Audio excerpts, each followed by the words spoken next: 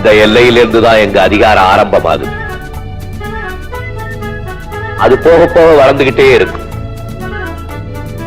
இங்க தெரிகிற ஆயிரக்கணக்கான ஏக்கரா நிலங்களும் எங்களுக்கு தான் சொந்தம்னு எல்லாரும் சொல்றாங்க. ஆனா கடைசியில மனுஷனுக்கு தேவை 6 அடி மண்ணு.